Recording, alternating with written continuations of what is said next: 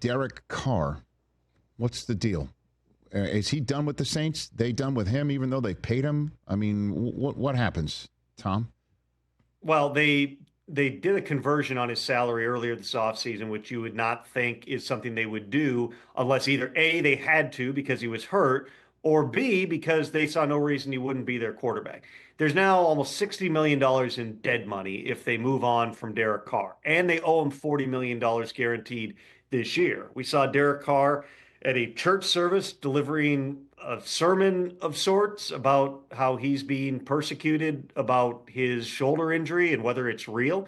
And he says I've got an MRI to prove it. What we know as of now is Derek Carr is debating whether or not to undergo shoulder surgery, which would knock him out for most, if not all, of the 2025 season. He also is due all that money. And Kellen Moore is the guy who's on the phone with Tyler Shuck at the top of the second round, bringing in a guy who, you can argue about, different guys and the comparisons with picks, but there's a lot of people who think, if a guy's going to step in and just function day one out of all the quarterbacks in this class, it's Tyler Shuck. So we'll see where this goes now from Derek Carr, but there is certainly a non-trivial chance, Rich, that we're sitting here week one and getting ready to watch Tyler Shuck be one of the rookie quarterbacks that are starting an opener.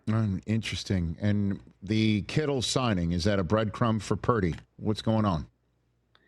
Well, we'll see the full details on the George Kittle contract. He's 31 years old. A lot of times when you do a deal like this, it's really a one-year extension that gives a raise this year and then tacks on a couple of additional seasons, allowing him to stay under team control and renegotiate. That was an ongoing process, in a year where obviously they move on from Debo and there's, still lingering questions about, what version of Christian McCaffrey you're going to have coming back, what version, if at all, you have of Brandon Ayuk in the early portion of the season. Kittle, all injuries aside, because he battled through a lot last year, he's a guy that you can count on.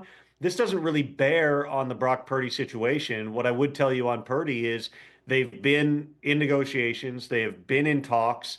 They continue to move forward. Purdy is there.